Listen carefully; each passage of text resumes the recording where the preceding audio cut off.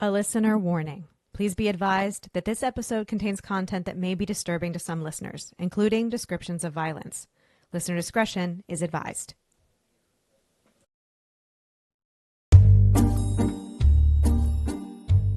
Life upon the wicked stage ain't ever what a girl supposes. I'm Jen. I'm Ashley. And I'm Olivia. And we are, in fact, three different people. This podcast focuses on true crime under the spotlight of arts and entertainment. So grab your beverage of choice and settle in. Places, ladies. Here's our episode. Touching the tip. The tip. The theme. Just the tip. Just the tip. Of my finger. Of my finger. Yes. We're on. Oh, shit. No. Oh, no. I feel like we need like a da-da-da-da, da-da-da-da-da-da. Oh, yeah. We absolutely need We need like entry theme song for this one. Absolutely. Something grand because, listeners, welcome to the first annual Floozy Awards. Yeah. No one asked for this, but damn it, you're all getting it now because We did. We asked you. We asked for it.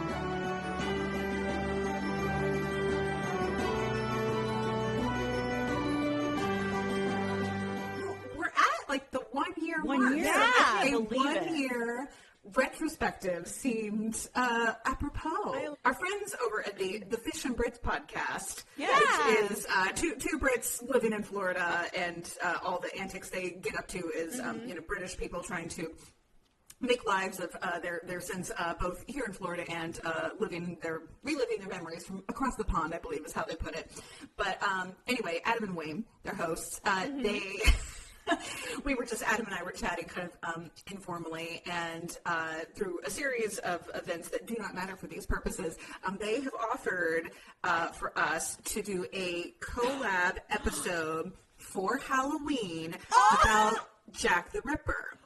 So they would bring the English Jack the Ripper, and we would bring the true crime. Done. True crime. And done. My God. So this is epic.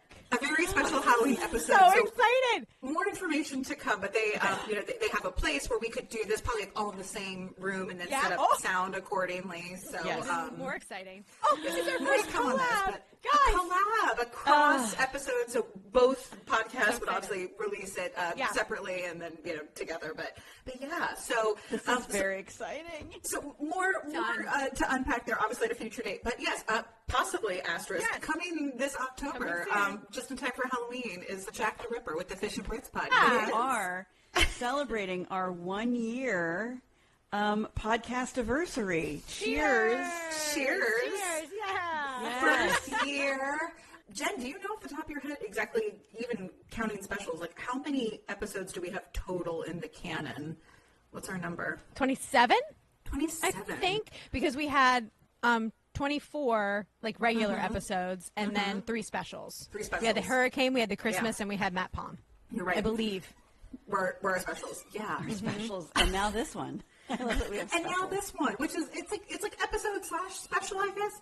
Yeah, so Ashley had the idea that we should all dress up today. And so she said black and bling was the theme. But in Awards. Because awards. In true form, we are all very differently black and bling. So, Ashley, I think you had a good theme for what you assigned everybody. I tried to, just to, listeners, we did this for our season finale for season 1, and we were going to do, you gave the direction, Jen, and you and I both got the same memo. Like, okay, we're going to do like a 1940s, like a noir, and Olivia somehow... The Black Dahlia. Olivia somehow heard Victorian. And then she's like, what are you guys wearing? I don't feel like that's very Victorian at all. Like, what are you talking about? What I said was, when we came on, 'cause I said, what I don't understand is why today's episode did we dress Victorian? Why did we dress Victorian? You're like, we didn't. Not what the text thread said. Except I did. Not what the text thread. So this time we've got a more universal theme going, a little less on the nose. I don't know. I don't think think I wore this top before. I like that a lot. I have actually. three tops that all sort of look very similar and yet are mesh. slightly different. Yeah. It's got like a Mesh. Look velvet at that sleeve. Like Go over to YouTube, everybody. Out sleeves. I think we should. Let's show everybody our fit. We'll describe it and show it. Our fit. Yeah, I got these. Fits, These earrings that I enjoy. They have a matching bracelet, but it doesn't really work with this like long cuff situation. Olivia, you have like a fabulous like a shawl. What is this? So She's Ashley into rock and said roll. that I'm the VMA representation for today's award show, and Jen is the Emmys, which makes sense, a little more classic. And then Ashley herself is the Tony Awards because she kind of is. She's invoking a Patti LuPone kind of a look. So I'm wearing a sequin shawl that, of course, I have because it is. This is a sequin silver shawl over black with a bling necklace. But then I found these sunglasses at Five Below today. So great. They're good. pink, very sheer, but pink plastic hearts, but the bottom of the hearts are dripping, and they have little rhinestones along the bottom. Yes. So it's like I'm crying glam. Yes. Yep. Tears of glam. Yeah. I'm perfect. Jen, your thing is Jen is very sexy, listeners. This is the outfit that throwback to a past episode rather. If Keith Raniere had seen Jen in this outfit, he would have been like, "Get her in my cult immediately." He would have said, he goes, "You know what would look good with that? My initials baked into your skin." Get this very sexy and glamorous actress into my cult. Watch this, Keith Raniere, please, while you're in jail. He can't see it from prison. I'm pretty sure they're not letting Who him have, knows? YouTube privileges. What is it, Jen? Is it like a? It's a dress. It's a dress. Oh, it looks like a corset top. It does. It is. It's like here. I'll look. I see a little bustier top, nice little skirt. Yep. And I have my crystal necklaces from New Orleans. There's a little jewelry store there that I go to every time, and I buy something every time I go because it's my favorite. My little dangly earrings. A little dangle. So yeah, I was like, why not? I actually wore this to the first movie award show thing that I ever went to. So the Grove, There's like Getty images of this probably. Yeah, exactly. Clearly, Getty images from the Central Florida Film Festival. Yes. Listen, Jen is at a level of fame where she's definitely like somewhere on Getty images. Somewhere. That is truly, if I'm From, not the red yet, carpet. that's like a, that's Probably. a goal. That That's is a goal. goal. You know? Yeah. This might have happened because they don't notify you. Like how would you know? They're just like there. they No, just it send shows their up, people right? and they turn up on the interwebs. We have this incredible document that listeners we have all contributed to this. So I think just like looking at the categories, I think the thing I would like to do is somewhat in order. I think we can go in order. A nice little look back, and I think just to talk through and remember some of these people in these episodes. And then as we go, we're each going to have who we think should be the winner in the respective categories. We have not discussed this ahead of time. No. We've just added things to the doc in terms of who should be the nominees for these various which categories, right. that have been created. These categories, if we do this again, these categories I feel could come back. These feel very universal. 100% they could. Yeah. Yes. So we're going to start off with a bang here. Our first category. Full bang, half bang, or no bang? I brought it back. Do you see what I did? Very good. And we did not disappoint today with our hairstyles. Jen, as always, is the full bang. Full bang. Olivia's got a half bang. I have a no bang. No bang. No bang. Look at us. We're delivering. We're delivering. Knew. We're delivering the bangs. We know what they want. We know. Oh my God. I almost flung my wine. You know it gets abused. So our first category is biggest thumb. So, Ashley, you are the one that coined this phrase. Yeah. Why don't you explain what a thumb is? In case anyone's just coming into the first annual Floozy Awards with no idea. Who we are. Yeah, and if you are somehow you staggered in here, welcome. Welcome. But also, Welcome. maybe you might enjoy this more if you go back and you listen to at least a few of our episodes. One or two. Yeah. Stick with season 2 because Olivia Sound got her is better. non-Fisher Price microphone. I'm surprised. Why isn't that nominated for something? I don't know. My Fisher Price mic It didn't is not. fit. I thought about it like 5 times. It doesn't really fall into a category. So a thumb is, as Olivia likes to say, this is a favorite insult that I will hurl out at times. So a thumb, it's not exclusively applying to men, but also there are only men in this category. Right. And a thumb is usually... It's not based on appearance, because we shouldn't be judging books by their cover. But at the same time, a thumb is just a shitty, problematic man who has done something usually stupid as well as evil, but just really usually, and really just like has nothing going for him. And even if you just sort of look. And you look over and you're like, I don't know what this guy has done, but I can just tell from here he probably sucks. He's probably a thumb. Whenever one of us is hosting and you say, oh, go look in the drive and you'll see a picture of so-and-so, and then I will probably inevitably say, oh, this guy looks like a thumb. Right. I can tell from here. I don't even need to know what his crimes are yet. I can just, yes, this person beady sucks. eyes. Yeah, beady eyes is kind of a quality as well. And kind of a... There's a look, though. But like no one ever paid attention to him look? Yeah, like a glazed over, maybe kind of like your idea of maybe a dressing up is kind of long denim shorts with big white Reeboks. Lives in his mother's basement. Yeah, and you've probably gotten the same haircut since you were 12, like that, right? It's also giving incel, I think, in like modern terms. Like the thumb and incel diagrams are very closely overlapping. So, but yes, in our biggest thumb category, and maybe just Olivia and I can pipe in, but a little bit of a mini recap about each of the nominees would be amazing. The nominees for Biggest Thumb are Dan Wozniak. You may remember from the episode literally entitled The Biggest Thumb of Community Theater. From season 1. Couldn't sing on pitch, really, but was loud. And that's all you need to be in community theater. But he murdered Sam and Julie, his friends / neighbors, literally for like $6,000. Almost, just because. And he killed the former Marine in a theater. In the attic of a theater, and left his torso there to go sing in 9, which he should never have been cast in. Yes, all of this happening during... He never should have been cast in 9. But he was loud and kind of on pitch, so... Aside from the murder, completely not the right time. Yeah, completely miscast. Yes. Which makes him a thumb in general. It's a double thumb. He's kind of a double thumb. It's a 1-2 punch. Indeed. Yes. And where the name thumb was coined, in fact. I think so. That episode. I think, from season 1. I think this might have been our first usage of calling out someone as a thumb. So, yes. Thank you, Jen. Our next nominee is Keith Raniere. Recent thumb.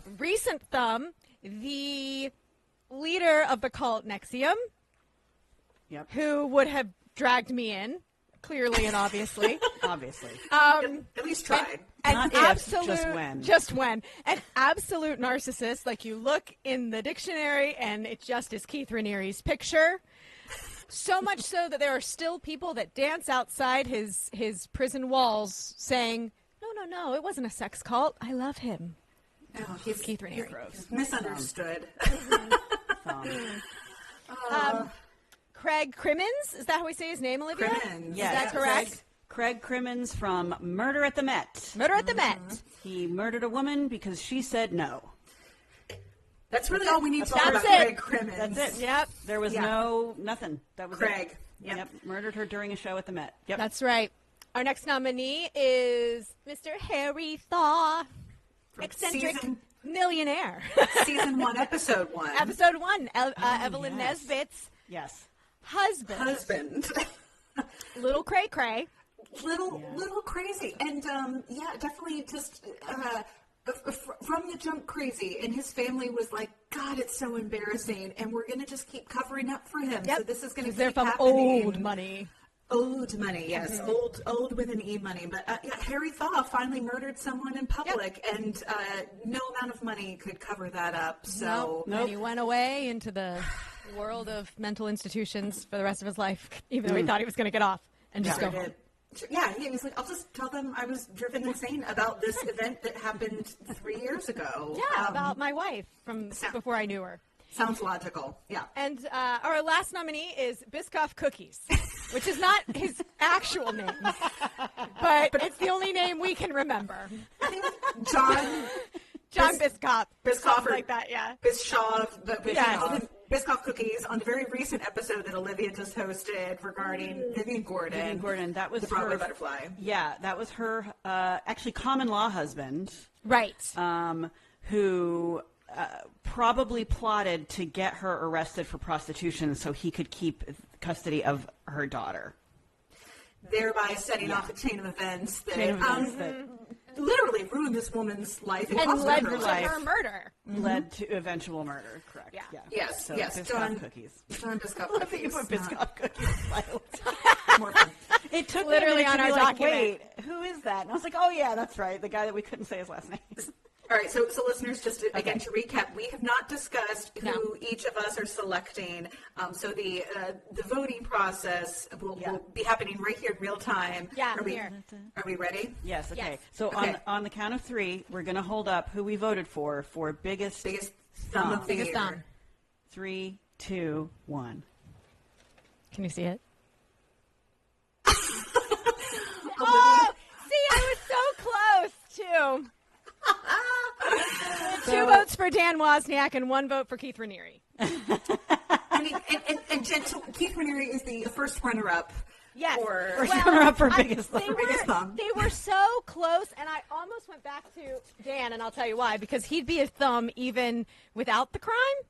Sure. But I think Keith would be too. I think I just had a very visceral / personal reaction to Keith. Understandable. But you know what I like? I like that Keith is a loser, first of all, and he couldn't even win this category. So, so honestly, this is the best. Absolutely, the very best thing that could happen. Well put. Yes, it's a win-win. That's right. We have Dan Wozniak winning for not only the double murder, but his just insufferability and unfounded ego. When his own fiance said he couldn't even stay on pitch, but he was loud. So on Dateline, no less. Right. Incredible. Well, congratulations, Dan. Dan, for being the biggest thumb. We will not be sending your award to prison. That's right. Coming in with our next category, we have Creepiest Old Man, also known, as Rich said, the Awooga Award. That's what I was going to say. The Awooga Award. Yes. We have 4 nominees in this category. I would like to start from the bottom of this list, if we may. Oh, yes. Absolutely we can. The first nominee, and I don't know that this made it onto the main, but it was certainly on our Patreon. Either, honestly. So Patreon listeners, this might ring more of a bell for you, but the first nominee is the guy who propositioned Jen via email to be his side piece for $5,000 a month. Guys, I'm worth more. The insult was the low amount. That's what the insult was. Just, It's out of nowhere. Found me on IMDb. That's not what that is for. Sure wasn't. A stranger who somehow found your email and was like, you know what, I'm going to fire this off, and I can't imagine that this will not go well for me.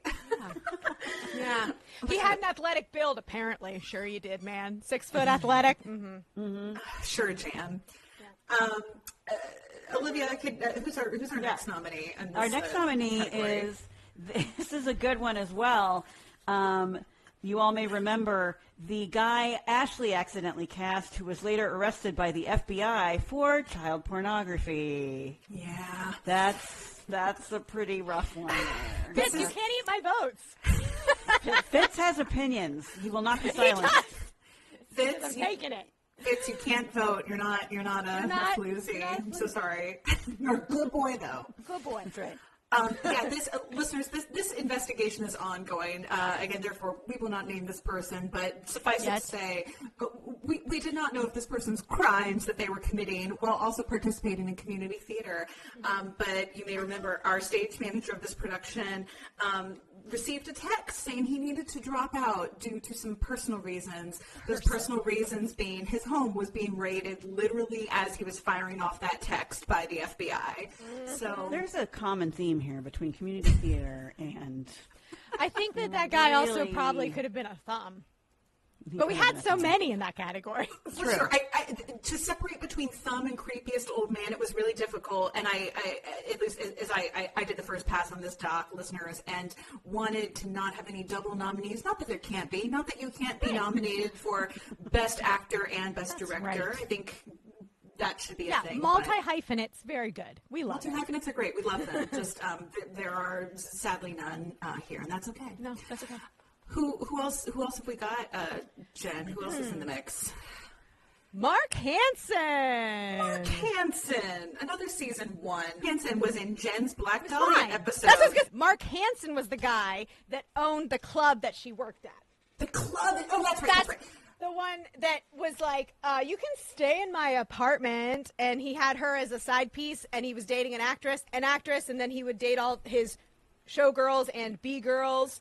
And he was in with the mob and potentially is one of the people that... Maybe we should... Read the thing you pointed out in that episode was also the possessiveness that he had over the women who were not only his erstwhile girlfriends, but also like his employees. Yes. It was like, you don't have the right to control these women's like relationships or comings and goings, and be also like semi-stalkery about what they're doing when they're not being gainfully employed by you, and then maybe also not like compensating them appropriately or trying to make their behavior conditional upon their employment. When she lived there, he would get mad if men dropped her off. And his planner was found with all of her things after she was murdered. Yes, that's right. Yeah. That is right. Yes. So we also had reason to believe that Mark Hansen was potentially involved, but at least like maybe a solid suspect in that case. As far as the towards the end, we were discussing like, is it like Bugsy Siegel? Like what role did like maybe like the mob have to play in this? Listeners, the Black Dahlia was a 2-part season 1 finale episode, which Jen did an amazing job of unpacking. But so many spoilers if you haven't listened. We didn't solve it. But I know you all thought we would have, but no. I think we got closer, and I would also like to say that maybe one of my favorite and the most unhinged theories that we talked about with the Black Dahlia was that woman who wrote the book Daddy with the Black Dahlia Killer. Because remember, if you just have a theory, you can write a book about the Black Dahlia. She has daddy issues, is what it was. They just decided that her dad is the one that did it. I was like, not Daddy, no. Our final nominee in the Creepiest Old Man category, again, throwing it way back, is Stanford White. Maybe the original Creepy Old Man. I was just going to say, he's our original Awooga. 100%. Stanford White, much like Harry thought on the previous category, was season 1, episode 1, was involved with Evelyn Nesbitt, and was the, I think safe to say, predator who groomed her and lured her away from her mother, lied to her mother about his intentions, sexually assaulted her, and then had like her. A random panic room in his like a mirror Playboy room, like disco mansion. Weird room. Yeah. Not great. You never want a room within a room that only has a bed in it. Not just awooga noises left, right, and center. Yeah. So and then gaslit her into being like, no, this is what love is, and this is all normal, like nothing to be concerned about. When you're like literal teenager. She was like 15, right? Yeah, 16. Like 15, like fresh off the bus. That's what I thought. Just got here. So then Stanford White was unfortunately murdered by Harry Thaw, who's in Harry Thaw, our hero. The most complicated hero category. He's the anti-hero. He's like the Phantom. So, to repeat a trope of this podcast, crimes don't Don't. But also, I don't know that there was like a whole lot of devastation for the loss of Stanford White. Incredible architect. I was just going to say, terrible guy. Built the original Madison Square Garden, He sure but did. just built his own tomb. Built his own tomb. Yes, where he was gunned down. All right, so we've got Stanford White, Mark Hansen, not to be confused with Red Manley, but also maybe if we want to vote for the men of the Black Dahlia as a group, as a whole. do we amend like this nomination? The guy that I accidentally cast who is under investigation, or the guy who offered Jen $5,000 a month to be his squeeze. All right, we're gonna write down our picks. We're gonna write down our picks. And the award for Creepiest Old Man / Awooga goes 3, to 2, 1. Who we got? Stanford White. Who do you have? I wrote 5K guy. Listen, the only reason I didn't do that was because I don't know how old he is. That's the thing. He may not be a creepy old man. He might be an incel. Creepy old man energy.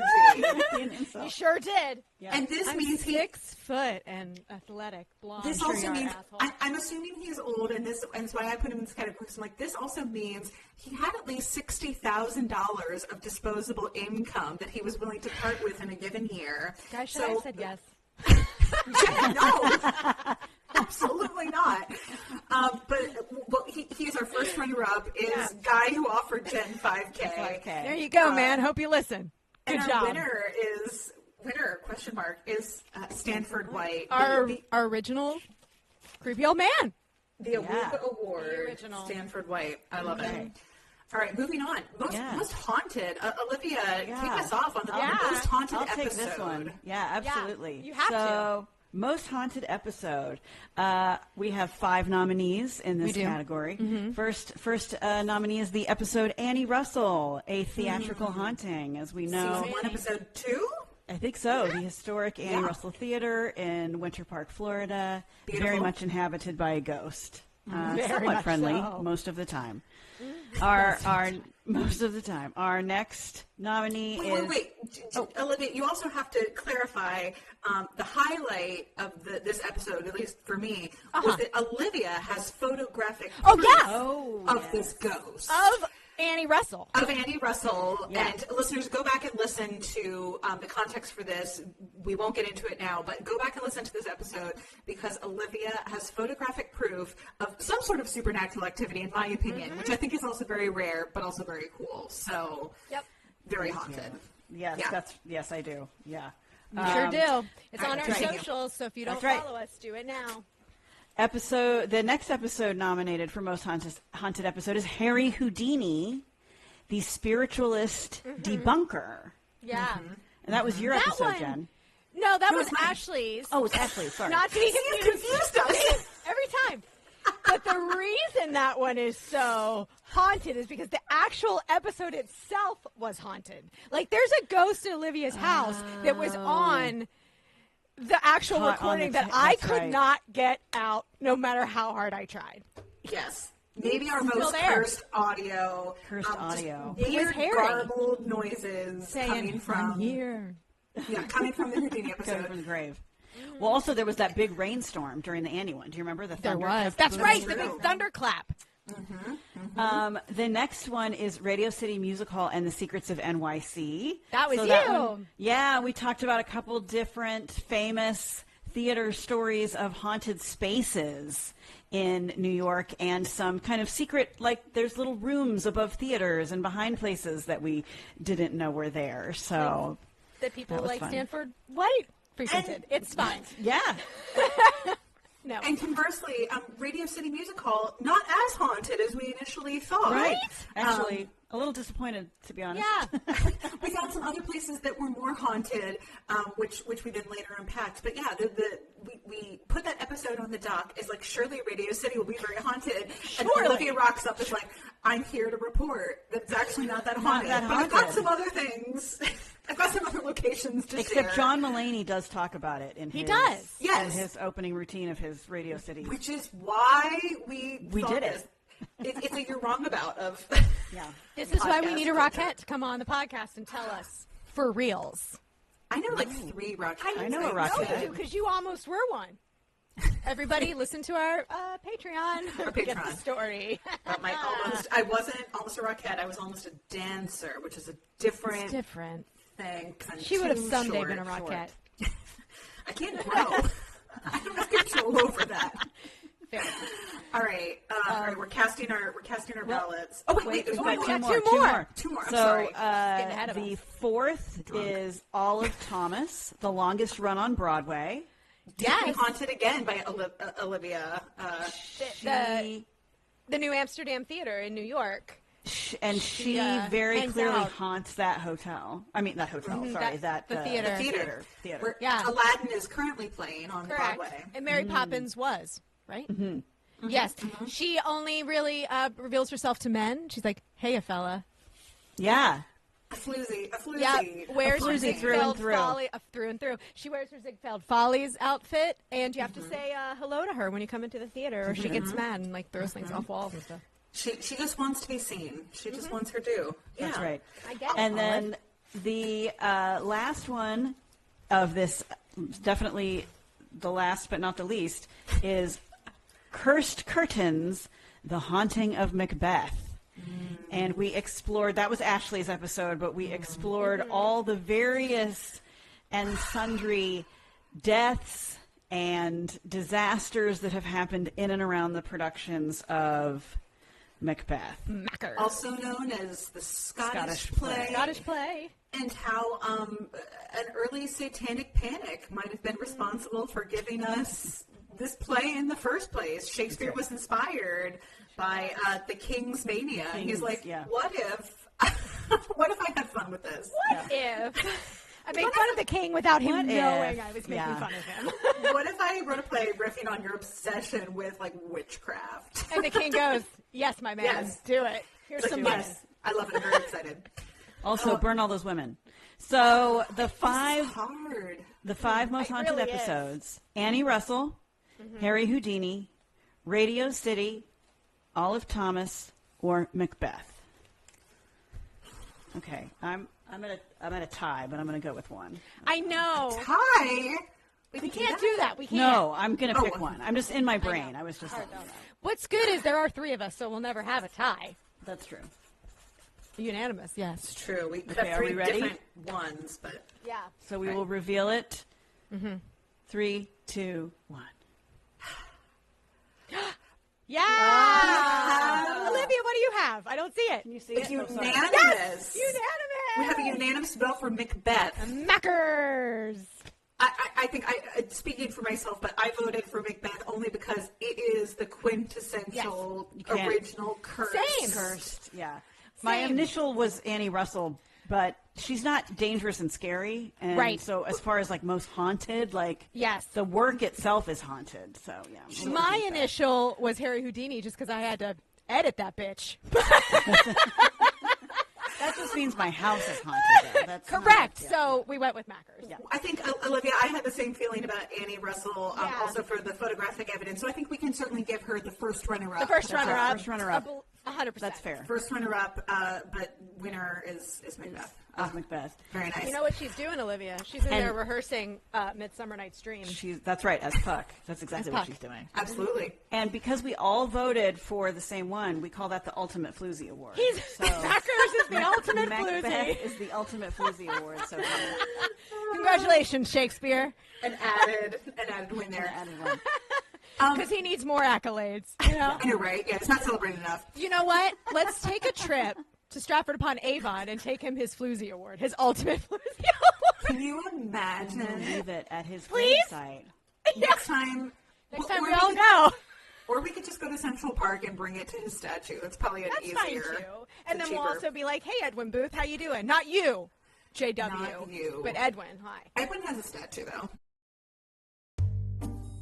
Hey friends, Jen here, and we hope you're enjoying this episode of Life Upon the Wicked Stage.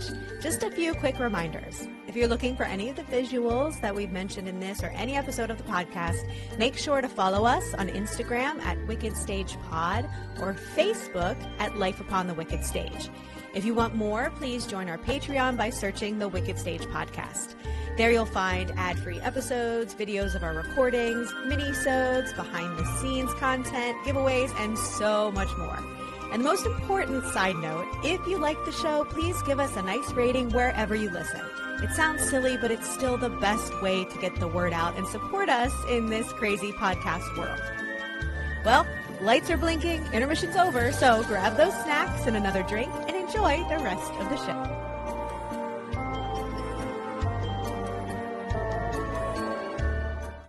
He can stay. We're moving into a category now, a little bit lighter, but we are moving into a category of the best one-liner. And I am sure we have others, and listeners, if you have hot takes on what we should have included in this category, please DM us or leave it in the comments. But these were some of the ones that I think just... for us personally, over and over, that we just kind of came back to amongst ourselves, or just have not let go since they were uttered. So I would like to start us off. There are 6 nominees in this category. Well done, Olivia. She's our one-line queen. Olivia has the most nominations in this category. She does. I would like to start off with Olivia's first, and this was an early one, but Olivia's first and very earnest utterance of, "There's no I in syphilis." That was from season 1, episode 3. When the Protestant whore. When the Protestant whore. Syphilis was running rampant, and I was trying to make a point that it's a team effort. To get syphilis. Yeah, you can't get it by yourself. Can we add that one to next year? It's a team effort to get syphilis. It's a team sport. Syphilis. It's a team sport. Merch items? Anyone? I don't know. Nobody, you can't sign up for this in extracurricular activities. But you do in college. You just don't mean to. There's no I in syphilis. And there are, in fact, 2. In fact. Jen, would you like to tell us what's next on the dock? I absolutely would. This is from our very special Christmas episode. We were ahead of ourselves in the way of holidays when we were talking about a very special event that happens here that Ashley and I didn't know about, but Olivia filled us in on. A drive-through crucifixion? This started because Olivia was telling us about the drive-through nativity at her childhood church. And then she says, well, they also do this for Easter. And she starts to describe it. And I say, a drive-through crucifixion? And Olivia says, yes. Yeah. And we all just dissolved. And there's video of me literally crying. Because and listeners, we did do a follow-up on this. This event has been sadly discontinued. Yeah. So we could not. We could not exactly. We would have done a live. We were going to do a live broadcast from the. We're going to bring it back. It's okay. No, we only have 9 months left to plan this. I hope it. We got it. I don't know if it comes together. We'll Fish see. and Brits, you want to help us out? That's our special Easter. They don't care. They don't do this nonsense in the Church of England. I would like to go back once again, Olivia, and her second nomination in this category. Sorry, you can't say this one because you already did. Also from season 1, the handcuff king who can't get it on in the bedroom. What? Sorry, Harry. Harry Houdini, who may or may not have been probably emotionally impotent more than physically. Yes, more than physically. He loved his mother and his wife so much. He just could not see women in any sort of sexual way whatsoever. Right. But he had the nickname of the Handcuff King, ironically. Not through the same lens we might view that today, but he was in fact known as the Handcuff King, and Olivia just could not get over that the Handcuff King could not get it up. Not get it up in the bedroom. May I please do the next one? Because I have a great, I practice the way Ashley said this. Okay. So this is Ashley's. This was in our second episode of this season. So episode 2 of season 2, John Wilkes Booth. Act 2, the same thing that killed Abraham Lincoln. Ashley Wilsey. Act 2, the same thing that killed Abraham Lincoln. And we lost it. I was on the floor. It was very funny. Very funny. So inappropriate and yet not, because enough time has passed. Enough time has passed. Yeah, We it all wasn't know. too soon. It wasn't too soon. Not No, at all. and also both of those episodes, it was a 2-part episode about John Wilkes Booth, and not to say that there were not light moments, but for the most part, a lot of bummers. So you had to find the levity, You where did. you could. You did. We did. Manhunt is fantastic, by the way, so go watch it, everybody. It's Yeah. so good. Jen finally watched it. Finally watched it, thinking it was a documentary. It's not. No, not a documentary. It feels documentary coded somehow. It does. Yeah. But there are so many good people in it. I know. I had no idea. Lily Taylor's in it. Tobias playing Seward. He's so good. Star-studded cast. Star-studded. Well, I'll take the next one. Yeah, Yes, I haven't. please. yeah, The get in next there, Olivia. Yeah. I know, I'm sorry. I stole that one from you, Olivia. No, that's okay. Because this one I also have a reading Yes. of Jen. Jen said this one. This was the Nell Gwynn, right? Episode the Nell 3, Gwynn, Season 1. Mm-hmm. Nell Gwynn episode. Yes. And people were mistaking Nell Gwynn for, who were they mistaking her for, though? Another mistress. Just another mistress. Louise. Louise. It was his Catholic mistress. His Catholic mistress. And so Jen cried out, "Pray, good people, be civil. I am the Protestant whore." In other words, don't yell at me. I'm the Protestant one, not the Catholic one. Catholic. I'm Listen. not the problematic Catholic one. I am Church of England. I am the Protestant whore. There was It's the Protestant fine. whore. There was a pope. A Catholic- They were trying to take him down. They're trying to open a bride saying, That's right. no And one's just- like, No, she says no. Just so Not on everyone my knows, watch. I am indeed the Protestant whore because I'm a Protestant. and last but not least, Olivia's third and final nomination in this category for best one-liner. Can she do it? I think she should do it because it was so Olivia, good. take it away. My favorite.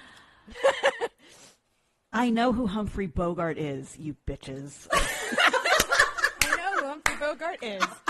You bitches. You bitches.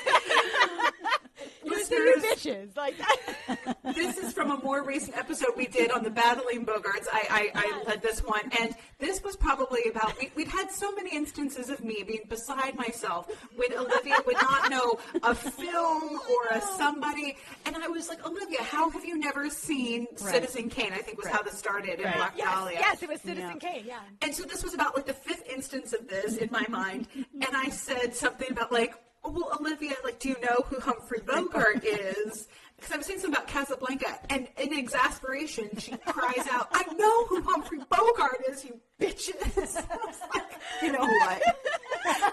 At this point, this was a fair question. All My right. cheeks hurt. This is going to be hard. It really is. These are good. These are good. These are good. Oh, God. All right. I have some runner-ups, too. Yeah. I know. All right. I'm gonna I'm write voting down based on which one has repeatedly given me the most pleasure. Okay. Of remembering and That's true. replaying the moment. Yes. That's how I'm voting on this one. I'm casting my vote based on merch considerations. Oh, yes, yes. Oh. I'm just casting God, mine that on could how be hard any I of want. these. All of them, please. Yeah. Okay. Okay, we ready? Okay, I have my number 1 and my runner-up. Oh, okay. Okay, so our winner of Best One-Liner is... Yes! There's no I in syphilis. The conviction. The conviction with which she said it. There isn't. There are two. great. Right. There are two eyes in syphilis. Who's your runner? My runner-up was also an Olivia. It was I was know it? who Humphrey Bogart is. Two bitches. Yeah. My Yes. number one was Drive Through Yes. Crucifixion, only because That's that my one second just one. okay. Just I've played that moment again and again. In my I just head. think it was so Yeah. funny. You were so like, wait a minute. And then it just kept going. Yeah, And it has yeah. gone on and on. I think about that once a week. Me too. Crucifixion, at least. Yeah. Humphrey Bogart, you bitches, for me, I think will win next year because it just came too late. Yeah, probably. We haven't had enough time to really enjoy. We haven't had enough time to really enjoy it. But God, it was funny. So our runner-up is A Drive-Thru Crucifixion, and our first annual Floozy for best one-liner goes to Olivia. Olivia! There's no eye. We'll mail you your award. Or I'll bring it to the office and confuse the hell out of everybody. I want it on your desk in our next team's meeting, visible. Welcome to Alumni House. There's no eye in syphilis. Guys, I need an award. I don't have one. I'm like, I need an award. No I want in her to alumni. No eye. I have. Jen, you'll appreciate this. I have Dolly awards within arm's reach. I have a Dolly award, and I have no idea. I have a Dolly too. I have one. A Dolly and a QB somewhere. I don't have a QB. I think I have three QB awards somehow. I don't know how that happened. I won for Dinner with Friends, which was like one of those second stage things they used to do up at Bay Street. Maybe I'll have 2 QB awards. I can't remember. Just one. I don't win awards, guys. It's not I don't win. I don't win. Did they accidentally give them to Ashley? Probably. They thought they were awarding Jen. They're like, an award for Man for All Seasons goes to Ashley. Ashley Wilson's amazing performance as Margaret Moore. Oh, God in heaven. Right. Jen, do you want to take this next one? Yes. Next category. Unpack this category. Best side characters. Our best side character, the nominees are Maleficent Trent. It's the name. That's it. It's the name. She literally has nothing to do with anything in the story of George Reeves. Right? This is a George Reeves episode. Yep. I have all of our episodes up so we can tell. So George Reeves was season 2, episode 1, 2, 3, 4, 5. 5. Yes. Episode 5.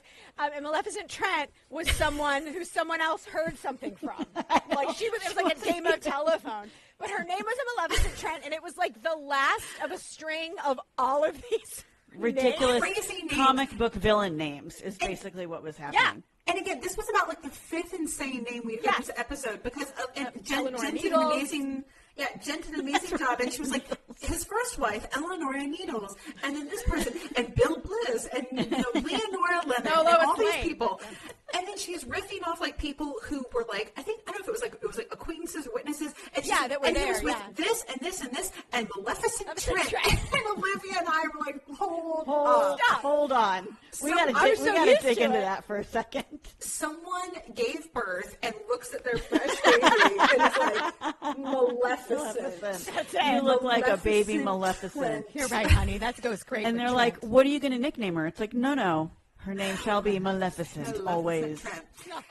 We don't know anything about this woman. No, nothing. Nothing. Great.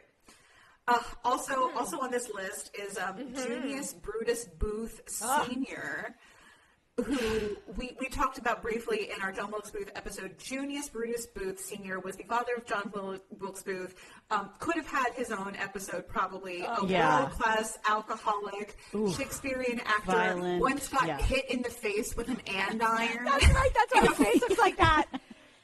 In a violent brawl. And also accidentally, or maybe not, did bigamy.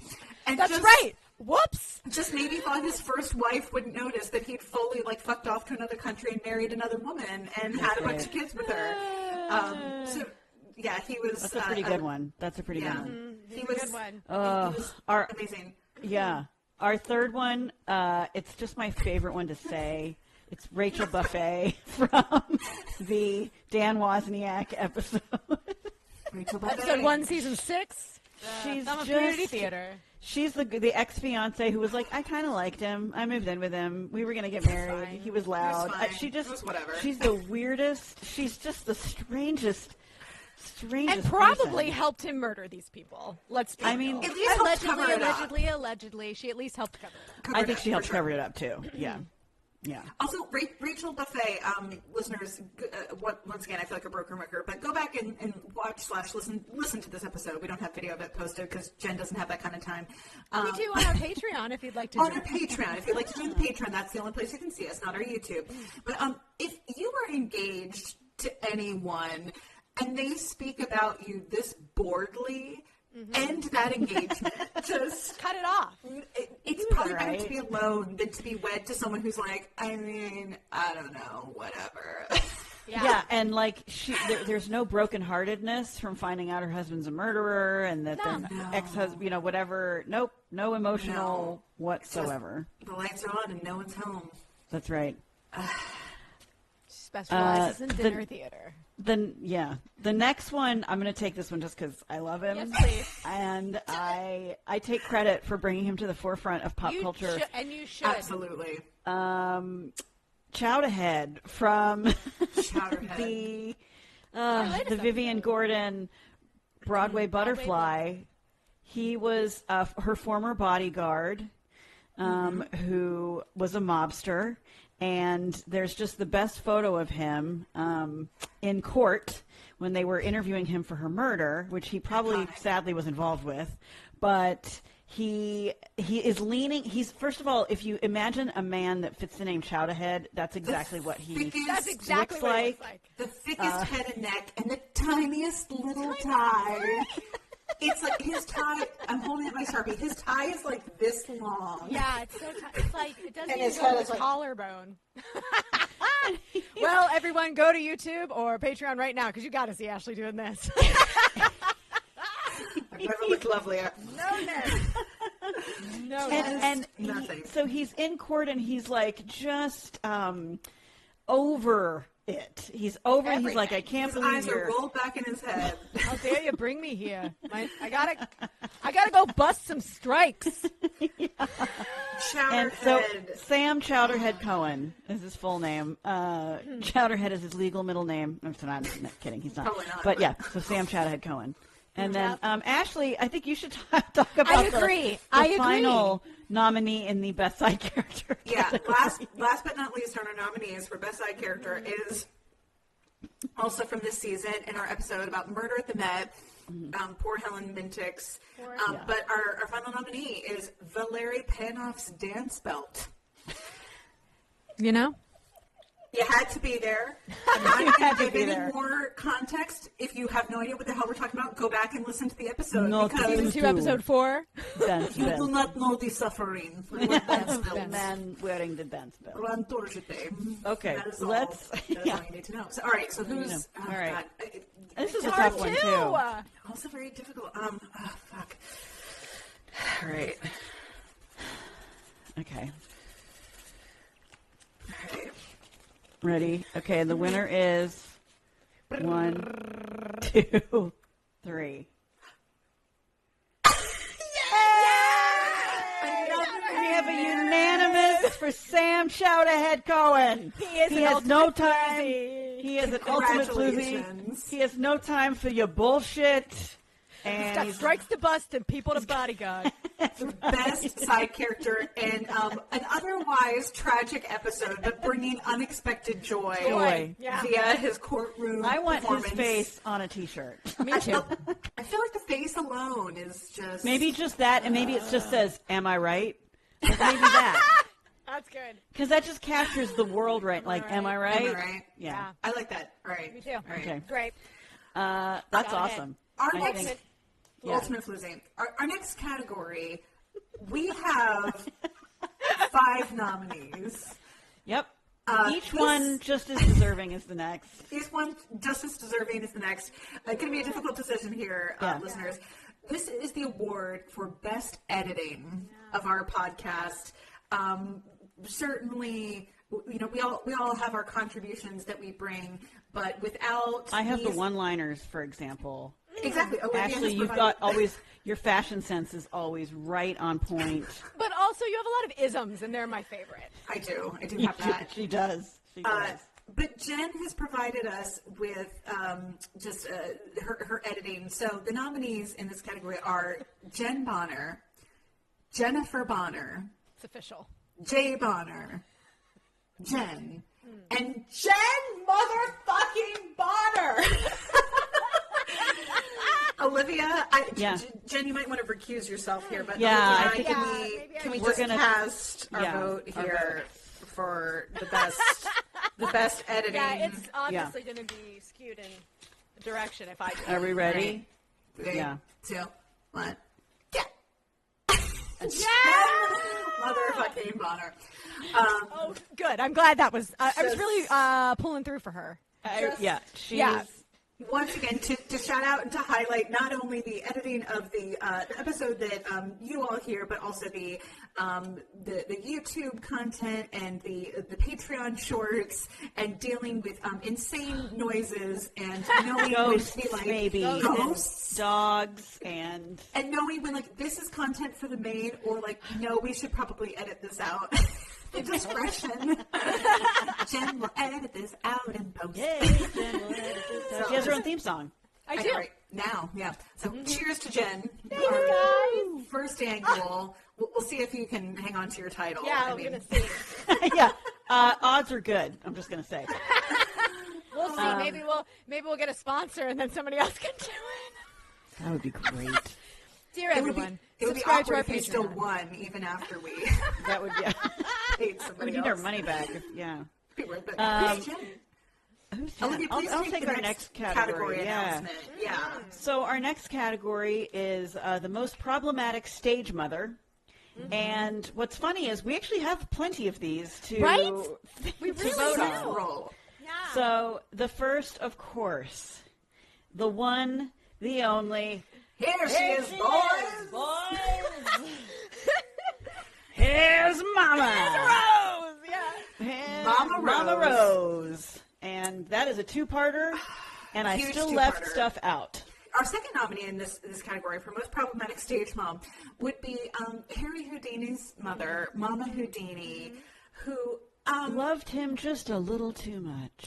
So much so that handcuff king didn't get it up his bedroom. I think a woman who probably had the best intentions, and at the same time just had such a vice grip on her son that unfortunately he found a woman to marry who was sort of willing to, I guess, like, tolerate this relationship, To share the bed with them? literally, but Them, also, not him. Them. But also to the point where just the codependency just off the charts, to the point where after she died, he would go to her grave and lay in the dirt and just cry for hours every day because he could not let go of his mother, who also lived a very long and full life, especially for the era. It wasn't like she died when she was 30. Like, this woman was in advanced age when she finally kicked it. And it was, again, I think great intentions, but my God, just that the codependency and that outcome was a lot. Who else have we got? Jen? Who else is on the list? Mama Nesbitt from our very first episode, season 1, episode 1. Evelyn Nesbitt's mother, who basically, threw her into the hands of a predator. And then didn't believe her. Yep. Her own daughter. Believe women. Especially if you're another woman. Right. Just Drop the Epstein files. Believe women. Mama Nesbitt. Except for that woman related to the Epstein files. Don't believe a don't believe goddamn thing that comes out of her mouth. Not Ghislaine. Mama Nesbitt was, I would say, negligent. Yes. But then also, as long as I am getting, my money and my support, she was very happy to take Stanford White, one of our winners, was very happy to take Stanford White's money and the lifestyle he offered and turn a blind eye to her daughter. Was like, hey, the sexual assault maybe? And her mom was like, how dare you, Floozy. I'm 50, and ergo where Floozy came from. I'm 15. I don't quite know if this is okay, Mom. It's fine. And her mother was like, shut up. I need to paying get our paid. hotel bill. Yeah, shut up, put out. Yeah, he seems like a nice man. I still think that Mama Nesbitt had a thing for Stanford White. Probably. And was I think living that was an interesting theory. Yeah. Living vicariously through. And as we talked about, they were actually, her mother was still younger than Stanford White, but was closer in age, at least, to Stanford White than her juvenile daughter. Yeah. And she also, at the time of the trial, also gave evidence against her daughter and That's son-in-law to be they're not credible in the shooting of Stanford White. Forgot about that. You didn't have to say anything, but Christ on a cracker, you couldn't let it go. No. Jen, tell us about our last nominee, our fourth and final nominee in this category. Most problematic stage mom is Mama Brewer, otherwise known as George Reeves' mother, who, again, we could have done a whole episode on this woman and probably the mama issues that poor George came out of the womb with. But she really pushed him to be an actor because that's what she wanted him to do. He ended up loving it, which is wonderful. But she, paid an amateur boxer to tell him he wasn't any good. Beat the shit out of him. And beat the shit out of him so he'd go be an actor and not hurt his pretty face. But probably her piece de resistance was telling George that his stepfather, who was his real father, I mean, honestly, raised him, except by name, killed himself when he didn't. And instead of shot himself in the head. And they simply were getting divorced. They were simply getting divorced. And he waited. Right. She told him, he waited till he was gone, away with other family, and then George came back and he's like, yeah, he shot himself. He's dead. He's dead, and I bet you she said it's your fault. I would have implied. Yeah, for sure. Oh, again, a difficult. Okay, so here we go. Very difficult category.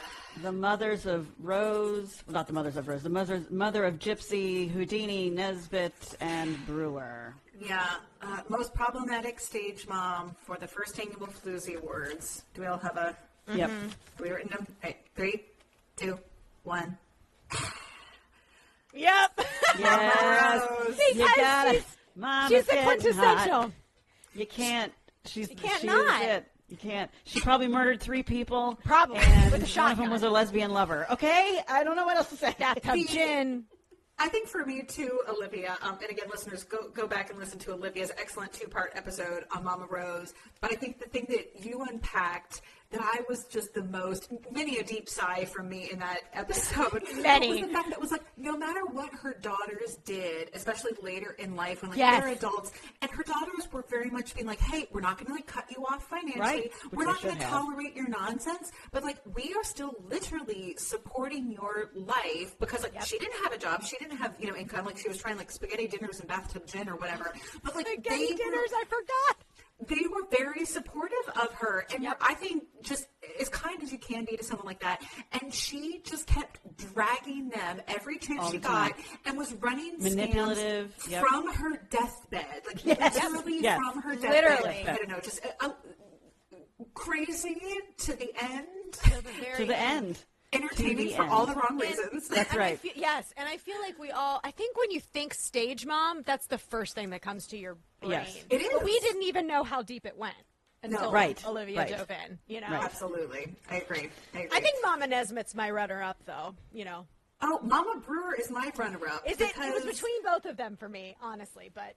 No, as the kids would say, miss me with faking your estranged husband's suicide. Yeah. That's pretty. That seems like pretty bad, right?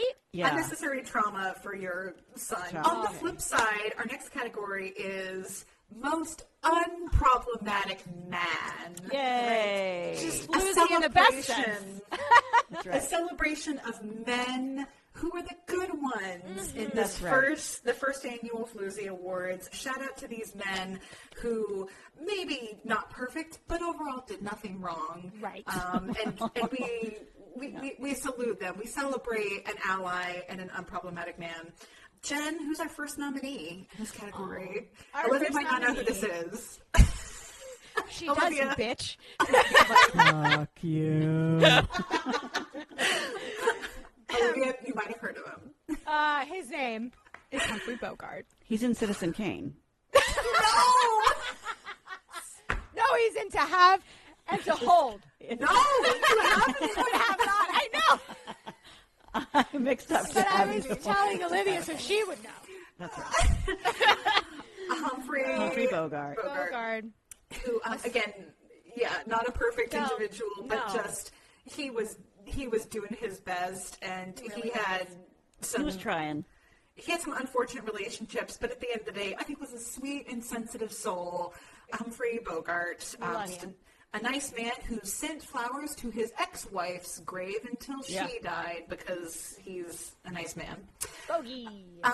Olivia, who's next? Who else have we got? Next, we have Phil Hartman. We did the episode on Phil's murder. Phil. He was, just an all-around great guy. Everybody loved him. Kind, not egotistical. Just collaborative and funny. Yeah, funny as hell.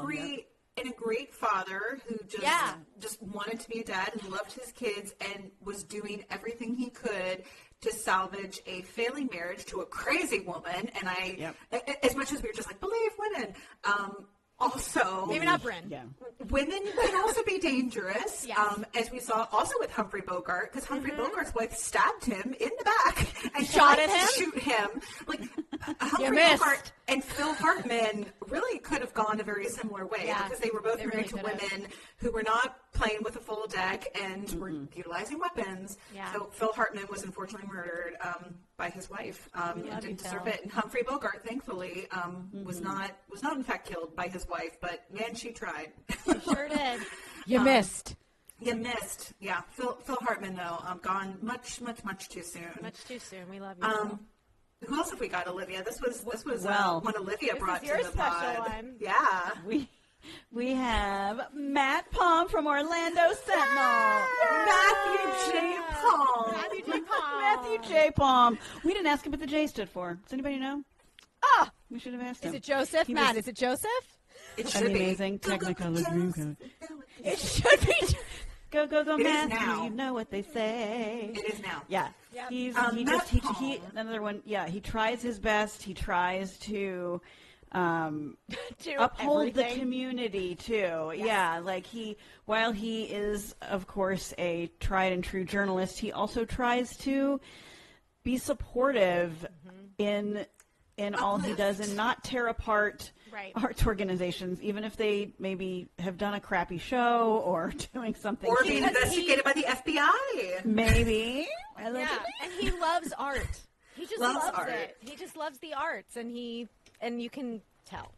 And gave us was very generous with his time and giving us some behind-the-scenes details about his work on the Basquiat investigation, but also just, again, like we said, an understanding, at least for our community, of his role as an arts and culture writer and how his time is split up, and just how we can help him help us in talking about arts and culture in Central Florida, and again, just keeping it all going, because I mean, it's, and I feel like now more than ever, to get my little soapbox here, is it's like we need art. We need people to be making stuff and creating things and to be collaborative and providing means of introspection and means of escape. And Matt Palm is lifting up all of that. So, so thanks, Matt Palm, for being unproblematic. And everybody, buy him a drink. Buy him a drink or whatever he's into. Or a Snickers, whatever he wants. Whatever. Get him whatever he wants at the concession. Probably hungry. He is probably hungry. Yeah, he's running around. Yeah. Next, Jen, who's next? Our next nominee for Most Unproblematic Man is one of my favorite, Edwin Booth. John Wilkes Booth's older brother, and the better actor. That's right. And a staunch supporter of the Union and anti-slavery, and said, John Wilkes Booth, get the hell out of my house and never come back. Literally get out. Literally get out. He was on the right side of history. He was a good guy, a great actor, and if it wouldn't have been for his brother being an absolute menace, we'd know more about Edwin. Probably. And also that he had a really hard time after the fact for a long time, to the point where he got shot at. He sure did. Right, and that's right. Didn't he talk to Mary? He wanted to talk to Mary Todd Lincoln? He did. Yep. And he had also saved the life of Lincoln's son. The son. From drowning. That's right. Was it drowning? No. Falling off the train platform. The train tracks. Falling off the train. That's right. Okay. Yeah. Totally different. Yeah. Incredible set of events there. Yeah. Our final nominee for Most Unproblematic Man, not perfect, just unproblematic, is, and context I feel matters for this nominee. I agree. Our final nominee for this category is King Charles II of our, again, season 1, episode, I believe, 3, really episode that Jen did about Nelwyn. And context matters here for Charles because, as we said, not perfect. But just tell us why he is a nominee in this category, Jen. King Charles, I think King Charles tried his best as a monarch and as a person. He was cast out because his father was beheaded. And he lived a lot of his life in France, and there was a revolution and a restoration to the throne, and he came back with a lot of love of art and science, and he really implemented that into a time in England where there wasn't any. If you remember from our episode, and if you haven't, you should go listen, because like you couldn't walk or frolic or leap. No leaping. No leaping. No leaping.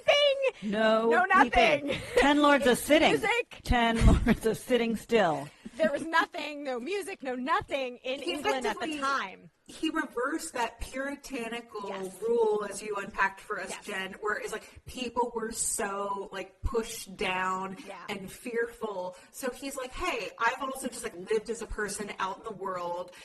This is crazy. I want to be a different type of ruler. I'm going to do it a little bit differently. Maybe not perfect, but like it can be better than this nonsense. And then with the way he treated his mistresses. We had a couple. Let's like talk about that again, because this was a job, as we said in the episode. It was a job. It was a role. Being a mistress in that time, it was like if you have a lot of money, you should have a mistress because it's a way to help take care of women who can't have jobs and maybe can't have a husband for whatever reason. My, how far we've come. Anyway, so, he was married. His wife knew about all his mistresses. He and his wife couldn't have a child, which is a big deal because you got to have a monarch. And they made the agreement. Yeah. And he could have sent her away. He could have killed her, as we know from King Henry VIII.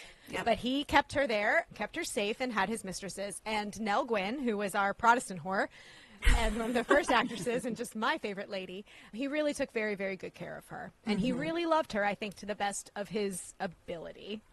And they spent a lot of time together. He bought her a house. He took care of her until his dying day and after. He said, take care of Nellie. He made sure she was taken care of until she died. So context. Context on this Context one. matters. You're nominated a king with mistresses for most unproblematic man, and it's like we are because context. Yes, because context, exactly. Compared to Henry VIII, King Charles II is a treasure. Jesus, Henry VIII. Oh, God. All right. Our nominees: so Humphrey Bogart, Phil Hartman, Matthew J. Palm, Edwin Booth, and King Charles II. Floozies, let's cast our votes. Okay. This is hard. This is hard. Okay, ready? Right. 1, 2, 3. Oh, what do we got? Phil Hartman, Matt Palm, and who's Palm. yours, Jen? Matt Palm. Palm. Matt Palm. Matthew J. Palm. See, here's the Matt. thing. I feel like he should have his own category because we know him. Yeah. Well, of course. I only wrote Phil Hartman because taking nothing away from Matt Palm. No, of I course wrote Phil because he deserves so much better than he did. got, and I feel he would still be doing wonderful things in entertainment today I had he agree. not been taken out by his crazy wife. No, Yes. you're absolutely So right. Phil, our runner-up, Phil. but congratulations. I think Most Edwin was my unproblematic second man. pick. Congrats, Matt Palm, the Woo-hoo! most unproblematic man of the first Well annual done. Floozy Well Awards. done. Your Floozy Award will be in the mail. We now move into most shocking moment, which there's a lot in this category. I'm going to kick us off because Turns. Yeah. this is not in the main feature episode. There's you so have- much. There's so much. You have to go to our Patreon to hear more about this. But the first nominee is the everything about James Boston Corbett, who is the person who killed John Wilkes Booth. Spoiler alert. Boston Corbett, it was, I don't know how long that mini episode ended up being, Jen, but was it's like on our 20 page. minutes. Okay. It's epic. Like $3 a month, guys. You can get access to this. You can learn about the original Mad Hatter, Boston Corbett. You think you're ready, you're not ready. You're not ready. Our second nominee, Olivia, what's our second nominee? The most shocking moment. Well, our second nominee is already a category winner. He won Biggest Thumb. It is. It's Dan Wozniak's 9 performance. The fact that after he had murdered two people, he went and did a production of 9 at the community theater. Yeah. That While night. Sam's body was in the attic of another theater. Down the street. Yep. Just down the street. Like you do. That was pretty shocking. Also, Pretty shocking. the fact that he was cast in 9. Also that. I think there's a double-edged sword for It's that a one. one For sure, two right? shot. It's like, yeah. You're cast, you're the lead. Also murder? What? All right. Incredible. Yeah. Number 3, Jen. That one was yours. It was Elizabeth Short, a.k.a. the Black Dahlia's father, faking his own death and then showing back up like 10 years later. He's just like, oh, I'm dead. Just kidding. You want to come live with me in California? You're not going to cook for me? Get out. Also, listeners, just to recap quickly, he faked his own death Yes. because he was embarrassed. He was embarrassed because the stock market crashed and he had no money. He didn't have money. He was embarrassed. So he's like, well, this is what I got to do. I'm going to fake my own death and Just gonna traumatize my park wife my and car. family. I don't know what's more shocking is the faking of the death or then the casual reappearance. Who else have we got? See, I've got this one. Also a Black Dahlia nominee. Yes. Who else was this, Jen? Robert Red Manley was the man who was picking up Elizabeth Short to test whether or not he really loved his wife, who was at home just having had a baby. Do I love you? I don't know. Let me pick up this woman on the street corner. He was having his own postpartum. Yeah, and then he was the one who also took her back to L.A. and was like the last person to drop her off before she Disappeared. was murdered, was discovered, yeah. I'll also say this excuse about, like, I didn't know her, I just picked her up to test if I loved it was my totally wife. platonic. Well, but this was also They were like, nothing happened. This was an excuse he gave to police to make himself sound better. Yeah. Like, he's like, no, I didn't kill her. I was just testing my marriage to my wife with a fresh baby. Yeah. Like, what? I didn't kill her. She I'm was just a living with her, like, shitty no, he came husband. by a Let me lot. explain. I'm just an asshole. I'm not a murderer. I just suck. Like, all right, Olivia, take it away. Our 5th nominee for most shocking moment of the first annual Floozy Awards. 5th nominee. It is the mass email sent out by Mr. Aaron DeGroft from the Basquiat episode at 4 a.m. to all the arts leaders in town.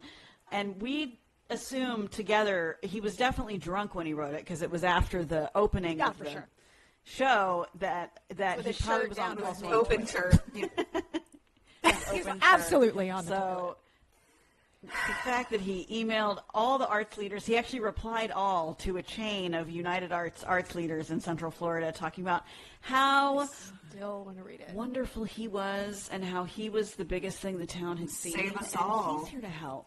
He's here to help. So how can he? If anybody wants to come on our podcast and read that, I'd love it. Oh my God. Again, if you have this email, please reach out to us. We'll protect your identity, and we would like to have a dramatic reading for Patreon. For the Patreon. Patreon, yeah. They have to pay to get it. Yeah. God, this is a really hard one. All these categories. I'm trying to relive my state of mind when these things were recovered. Which one was I most horrified? Me too. By? Yeah. Or finding out about when you're doing the research. Yeah. Because 3 of these are mine. Some And I shocking was pretty twists and shocked. turns. You do. You do, Jen. God, it's hard. I like the shock value, you know? Yeah. Okay. I think. I don't know. This one's hard. It is. All right. Do we each have something written down? Yeah. Just see what happens. All right, here we go. Ready? 3, 2, 1. What do we have? Jen has Dan question mark? Dan question mark? I have Olivia Dan's also has 9 Dan. performance. Yeah. Ashley, Olivia, you have.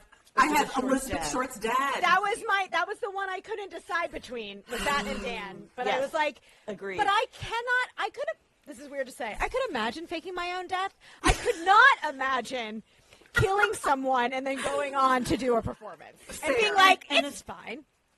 And he wasn't that good of an actor. Like, it just shocks me. Yeah, and it's a double-edged sword. He also should never have been cast as Guido in 9. Right. Please don't. That also was shocking. Yeah, exactly. It was a double. Again, congratulations, to Dan Wozniak, and a two-time Floozy. He's winning the Floozy Awards. He sure is. Just cleaning up tonight. All right. What night? Yeah. Okay. We now have the best Fringe show you didn't ask for. I think there are more than this, but there are. We've talked start. about several, but this was a good. I know. So, Olivia, what was our first one? I think this was one of yours. Yeah. Our first one, which I'm strongly considering writing, is Mama Rose, the true story. True story. And we would feature her at the 3 different ages, with each of us playing one version of a la The Crown. Right. Obviously. Right. And then we'd all show up at the end, just like in it's The like Crown. 3 tall women, alert. except we're all shorter. So We're all vertically challenged. That made you spit your wine. You guys are tinier next than me. yeah. So that's the first one. The second one, I need somebody to refresh. You don't remember? So this was great. So this was because Mama had bought that house, or rather, I think Gypsy had bought it for her. Yeah. And it was like in the Catskills.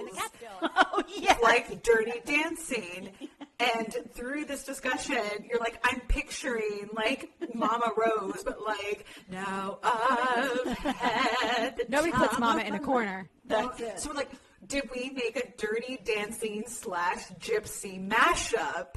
And what an unhinged show that would be. So you've got like, Johnny and Baby, and then Mama Rose is like in the corner. And Herbie like, and her shotgun. And her bathtub gin, yeah. Yeah, like all converging, because Dirty Dancing, though from the 80s, I believe it's supposed to be set in like the 60s or something. Yeah. Yeah, so just how these events maybe could have converged in this Catskills resort, because same neighborhood. Yeah. Obviously with Kelly Bishop playing Mama Rose. Obviously. 1,000%. Oh my God. Yes. And then much like our Mama Rose Fringe show, we also talked about an Elizabeth Short, not different ages, but the description given of Elizabeth Short, a.k.a. the Black Dahlia, was basically us, and we determined that any of us could play her. So based on our very busy schedules, we figured we would write this Black Dahlia Fringe show and then just tag team playing Go. the title role. Different appearances every night. Every night. Keeps it fresh. Really 7:30 show is nothing like the 9:30 show. And no one would be able to tell the difference, because no one knows, or at least only a few do, that we are in fact 3 different people. Only those of you listening, you floozies. All right, we have to vote for best Fringe show that you didn't ask for. Okay. Mama Rose, Across the Generations, All of the Crown, the Gypsy / Dirty Dancing mashup show, or Elizabeth Short drama played and rep by the 3 of us on any given night. Yeah. All right. Okay. Cast your votes. All right. Are we ready? Ready? Mm-hmm. 3, 2, 1. Yeah. The time of my life. Because it's the most Fringe type show, right? Yes. Perfect. The other 2 we could do for reals, but this is the most Fringe type show. It's the most fringy worthy show. Listeners, we're recording this in late August of 2025. The Fringe Lottery opens in September typically. So, and it doesn't close until, I think it's like, I'm going to get this wrong, but it's open for a while, and then the lottery is in early December. Yeah, it's like November. Wow. So there's time. There's time for us to write and submit this masterpiece for Fringe. I'm ready. I'm not saying we have to. I'm not saying we don't have better things to do with our life. I'm just saying. Let's contact Kelly and see if she's in. Kelly Bishop? And instead of, are you in? Instead of Jerry Orbach, it's Mama Rose is the mother who she's like, you lied to me too, Mama. Oh, you lied to me too. And then Baby's like, I'm a pretty girl, Mama. Pretty girl. There's a lot there. Penny is June. Like June is Penny. 100%. Penny is June and June is Penny. Not the annoying sister. I mean, she's just going to be the regular annoying sister, but Penny, I think, is June. Yeah. Who even remembers that Baby had a sister? Like, she... Well, I Yeah, do the one because that does the, like, she did the funny little, Hawaiian dance. Really annoying one, yeah. Yeah. Olivia, this was a category I believe that you I did. I on the added doc, this category. Best surprise cameo performance. Yes. Olivia, take it away. Yeah. All right. Best surprise cameo performances. So just some fun, unexpected pop-ups throughout our episodes. The first one is how one of the Black Dahlia murder suspects that was floated was Orson Welles. Yes, the Orson Welles. Hey, what movie did he do, Olivia? The War of the Worlds. He wrote it. What? Also Citizen Kane, but it's not. Rosebud. See, I know, okay. I know Rosebud. But, Citizen Kane, starring Humphrey Bogart. No. Well, actually, The War of the Worlds was a radio show, also. Yes, it was. That people thought was real. Yeah, right. And Also, Orson Welles, I love that he was listed as a Black Dahlia suspect, basically because, like, he was existing in the same town and he was rude.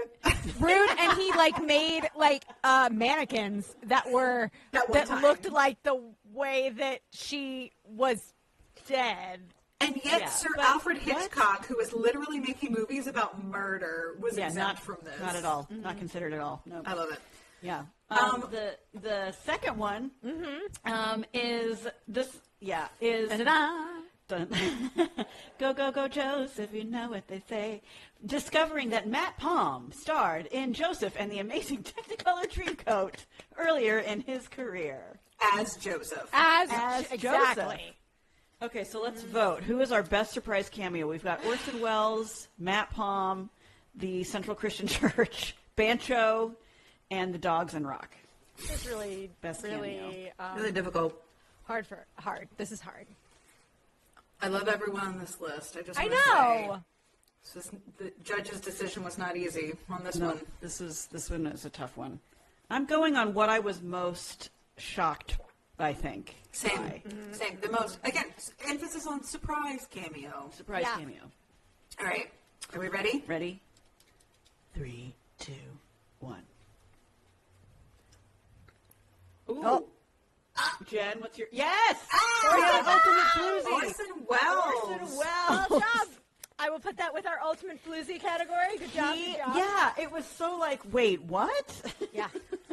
And again, such a as much as he was, I think it sounds like, Jen, from your episode, rather seriously considered, and to this day, his name persists as a suspect, and yet such a flimsy reason. Stupid. Like, So dumb. when did he have time to do this? Like, as a public figure. He was a busy guy smoking his cigars, being an asshole to people on set. Like, And did he have any contact with her? No. Right. She just she existing just in the wanted to be area. an actress, or they think they don't even know that for sure. Can't even find the screen test if she ever had one. She just was a young woman in Hollywood, so obviously that's what she was. Obviously, Orson Welles killed her. Just, like that is a thing that happens. Boom. He was like, she's hot dead. Like, come on. Orson Welles wouldn't do that. Jen, what's our next category? Moving right along. Our next category is our most wanted merch item. Love it. We've already discussed the first one at length in this episode, which is the Chowda Head rolling his eyes shirt. Pretty good. That the world needs. Pretty good. Yeah. Next. Floozy mugs, which may or may not already be designed. We saw them.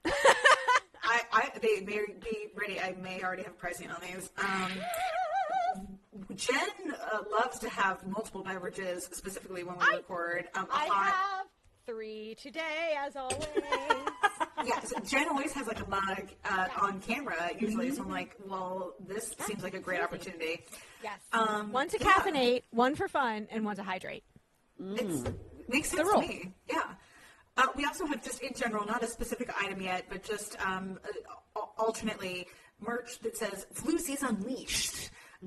which is maybe an after dark show. It's our midnight frolic. It's the midnight frolic, right? Yes, Floozy's Unleashed. What else do we have, Olivia? We have this was in honor of George Reeves, our Superman. It's better than cesspool money because he literally worked in. He literally dug cesspools. That was one of our one-liners, actually, from that episode. Yep. What else, Jen? I feel like you added this to the doc. I did add this to the list because, as you know, justice for Edwin. Justice for Edwin. Justice for Edwin. He was on the right side of history. That man did not get his due because of his stupid brother. He did nothing wrong, literally. He did nothing wrong. It's like Chris Cuomo. He's the Edwin Booth of our bit. time. Yeah. I can see that. A little bit. Because of Andrew, he's gotten. Son of a bitch. It's, yeah.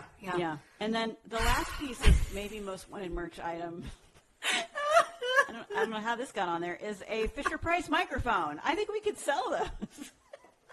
Olivia, I am 99.9% certain Fisher-Price has made this. I think my brother had one. I think this exists. Can we get a special one that says Floozy on this? I'm just going to get this. This feels like a job for someone who owns a Cricket, and we just buy the Fisher-Price microphone. A Cricket. Guys, I'll do it. Jen, I'll send you the Floozy word mark that I've created for the mugs, and you just put it on the Fisher-Price mic. Yeah. Yep. Sold. Done. Yep. Done. We could do that in general. I'm voting based on the thing that I am most excited to have produced and or design. Okay. And or maybe have already figured out how to design. Okay. All right. Ready? 1, 2, 3. I knew it. Yeah. Yes. Another ultimate Floozy? No, I didn't vote for Chowderhead. I almost did. I want Floozy Unleashed. Oh. Sorry. Ashley and I voted for the Chowderheads because he's going to go Chowderhead. Am I right? Am Like, I it's right? gonna be He's him, number am I 2 right? for me, to That's be good, honest. though. I just really want some Floozy merch. Yes. Okay. Yes. Well, Jen, you have been heard, and we can have both. Great. There's room for it all. There's room for more. My ultimate, someday you guys are going to be, like, surprised because I'm going to see you and I'm going to bring you, like, a jacket that I've made with Floozy bedazzled on the back. When I text you and ask you for sizes and mailing addresses, just disregard this conversation and act very surprised when things show up. Maybe we need something by the time we do our crossover episode. For Jack the Ripper, I feel like that would be a good opportunity. The next category, we're winding it down here, but we compiled this list. Films Olivia needs to watch first. Whether the film, they're all important, but which of these does Olivia need to watch first? You guys are jerks. Because listen, we want to educate you. That's all. Olivia, we're trying to help culture to happen so we can have a shared dialogue about these touchstones. Yes. I'm just going to read them all down because we don't need to unpack these. I think they speak for themselves. Self-explanatory. Gone with the Wind, the best picture of 1939. Starring George Reeves. Starring George Reeves, also some other people. Clark Gable, whatever. To Have and Have not to be confused with To Have and To Hold. Different movie. I don't understand. Alfred Hitchcock's masterpiece, Vertigo. Orson Welles' masterpiece, Citizen Kane. And finally, The Black Dahlia, which is all in the fact lesbians. Trash. It's But trash. also highly entertaining once you know anything about the real case. Is Orson Welles in that one? From 2006? No, and his character Absolutely isn't not. either. No, but sadly Scarlett Johansson is, and you look at her and you're like, And how did Hilary you end up? Swank. All excellent cast, like everyone cast. in it is so good, and you're like, this is an amazing cast. What happened? And it is truly an exercise in like talented performers cannot save a terrible script. Like these people were powerless to salvage this movie, and it should be parody. It's not really quite bad should, enough to be funny, but it's right on the edge of being hilarious. Like there were moments, and we talked about this on the episode, but there was a moment near the end, and I won't ruin it because you have to watch it, Olivia. But it was supposed to be a dramatic reveal, and I literally cackled out loud. And I was like, oh no, this isn't funny at all. This is like serious. This is like a really intense moment, and I'm like cackling laughing. It was great. All right, we got to vote. I'm not going to vote, right? I'm already. 'Cause, like, Jen, you didn't vote. Oh, either. that's. Should I not vote, true. or should I? Yeah, vote? Jen, you and I should vote. Yeah. On this. I'm ready. All right, let's see. Let's see if we can come to a consensus here. We'll see. I just want to say, Gone with the Wind is really long. Like, I'd have to break that one up into several days. That's fine. Most people did. There was an intermission. Like, it's built right in. It's already there. All right, are you ready, Jen? Mm-hmm. 1, 2, 3. Yeah! Olivia, you are named after one of the stars Exactly. and Academy Award winners on Gone with the Wind. Exactly why. You must watch. That's your first watch. You have Olivia to. de Havilland as Melanie Wilkes in Gone with the Wind. Okay. Also, we've talked about it a lot on this podcast. It keeps coming back. It keeps coming up, so you're going to need to do it because then you're going to Okay. understand why we're like, Ashley, you know. Well, I know, like, the famous taglines, like, I don't know nothing about birth and no baby. Yeah. Like we know, I know the lines. Well, Your namesake. You need to watch it. All right. Olivia, by the Although the time alien script. I'm giving you a deadline, Olivia. I know you have nothing else going on. By the time, because we don't have a date for this, I'm just saying, by Okay. the time we launch season 3, Okay. I need you to have watched Gone with the Wind. Okay. I will accept. All right. Okay. All right. This also, Jen, you're allowed to vote in this, I feel. Am I? Yeah, Okay, great. I think so. Olivia, tell us about this category. What do This we got here? is what's most likely to get Jen in the long run. As in, what will done her in? Jen is at risk, as we have often discussed on a the full-time podcast. job. She lights up a room. We're looking out for her because Olivia is like, as she says, what'd you say, Olivia? A little bit dark. Darkening the doorways. I darken doorways. Darken Jen the lights up doorway. the room. I'm hyper vigilant, but Jen is lighting up rooms and being nice to Right. people, and we can't God have damn that. So, what is most likely to get Jen? The nominees are murder, just straight up, just murder of some flavor. Jen is going to be murdered by somebody. Mm-hmm. A cult. Is a cult going to get Jen? They're going to suck her in and take her time and money and youth. Just a good old-fashioned kidnapping. She's going to end up in a creepy old man's basement somewhere. Or is it a combo of kidnapped into a cult and then murdered when she gets too old for the dear leader's pleasure? What are we thinking? This is so By dark. the way, if any of these happen, we're going to need to delete feel this real- episode. right? Yeah, we are. The police are going to be like, Excuse me. Excuse I almost didn't put this one in. I almost was like, what role is Jen going to play in a Lifetime movie of one of these crimes? That was the other There you option, go. but I was like, but this is funnier. you're in danger. I'm in danger, girl. And you and Danger Girl. All right, I've got mine. Okay, I've got mine. All right, Jen, you ready? Yeah. All right, Okay, 1, 2, It's going to get me. 3. 3. Oh, the cult! I said all of them, but I like the cult better. I think Just the cult, because I the can more get I out. learned about the Nexium, I'm like, oh, Jen would have been a goner. I would have been a goner. Same, because as we've established, nobody joins a cult. You're right. I can get out. I think maybe, you know what? I think I would like to change my vote. I think you're right, because I don't think I would get kidnapped. I think I'm a little vigilant enough for that. Yeah. Yeah. And you're pretty But strong. I'm pretty- You I'm- do Pilates. You Jen, can fight yeah, back. look at these biceps. Yeah, Look at Jen, these. I can Jen kick can your kick your ass. ass. Don't Yeah. try it. Don't try it, kidnappers. It's not impossible. It would be really annoying to kidnap Jen. Like, it's like, there are people who are just like, I'm like, they just like show you a box cutter and it's like, come with me. And They'd, Jen is like, like toss her sprinting back. in the other direction. Like, like, Jen forget knows Yeah. better. I'd be like, Yeah. no, you're right. Yeah, it's just a cult, all up and up. I'd be like, this looks great. 'Cause I'm having cults a get- bad day with like my acting shit, whatever. Because And I'm cults like, wow. get you to sign up. They get you me, to and I would- choose to join. You Yeah. would think that you're joining some Empower Women group. And Joining community theater, what could Let's go be wrong? real. Like, It's already happened. It's just not called a cult. probably. If listeners, if you know of any like community theaters turned cults, let us know. Oh, Like, God, wouldn't that be a great if there's anything brewing, because we talked about this, like what is again a Venn diagram between like community theater versus cult, and like where does it stop being like just fun weirdness and like problematic. Yeah. There's a lot of overlap between. I'm gonna investigate. I feel like this must have happened. And then the last, Not last. No, second to last. Penultimate. Second to last. Penultimate. That's one of my favorite words. I love it. I never too. use words much. Yeah. The penultimate category is Best Ashleyism. I can't vote for this one. You guys can't have vote to. for this one. Okay. So we have the one Go ahead, that Olivia. drives me up the wall. Go ahead. Anthony Perkins. Her And favorite. I knew it at the time. I was like, this is going to send Olivia. And you're so polite initially when I said it. You're like, Anthony? Like, and I was like, yeah, Anthony Perkins. Anthony Perkins. I think that's his name. Yeah, Anthony Perkins. Yes, it is. According have- to Hitchcock the movie.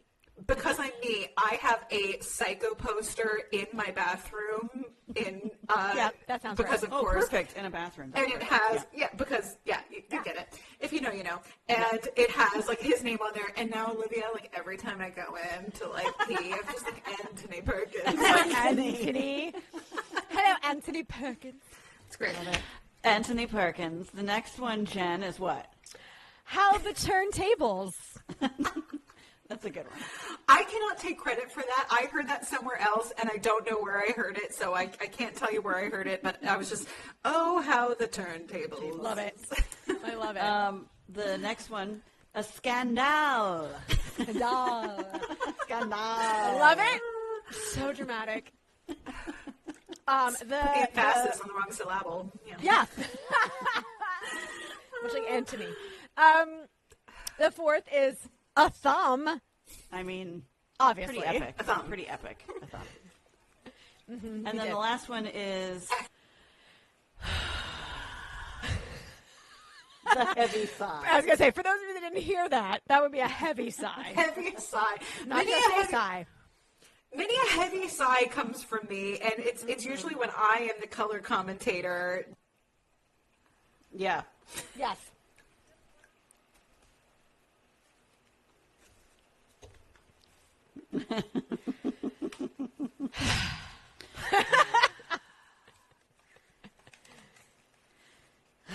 There's nothing else to say except that heavy damn sigh, you know? Okay. Jen and I are going to vote on Yeah, this. we're Best voting. Ashleyism. They're also good, They're all really good. but Okay. Ready, Jen? yes. Okay. 1, 2, 3. Wait. Yes! The thumb. The thumb has been coined. It's going in the ultimate I mean, Floozy pile. It was a category. You know what I mean? Like, it was so epic, Right. it became its own category. It's become so like integral to our podcast at this point. Yeah. Part of the vernacular now. It is. I'm so glad I could contribute just a small amount to Yeah. the Not a pod. small amount. That's a lot. Well, Truly. Floozies, we've now come to our final award of the evening, which is the Floozy of the Year. And this is really the nominees in this category, I feel, are based on vibes. Yeah.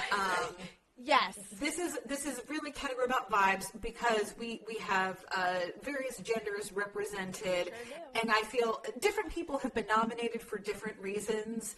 But the overall is just it's vibes and floozy-esque behavior and varying degrees of fabulousness, but also maybe embroiled in some problematic behavior and just sort of like I don't know what do you think? What am I leaving out here? No, I think that's yeah.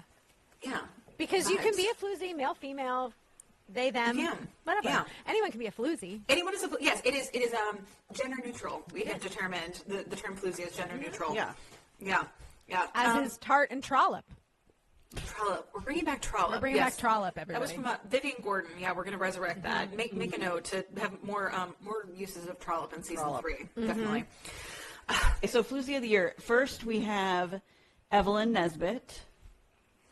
I don't think we need to explain any of these. No. We've gone through. No, Yeah. no, Evelyn We've Nesbitt. gone don't through need to them, say. right? Yeah. Yeah. Second, Nell Gwynn. Maybe the original Floozy. Maybe Witty Pretty Nell Gwynn. The third, Elizabeth Short. AKA the Black Dahlia. Right. Yes. Thank you. The Black Dahlia. You're The welcome. fourth is John Wilkes Booth. What a slut. His calves and his little the calves. outfit. His little He did have the outfits, calves.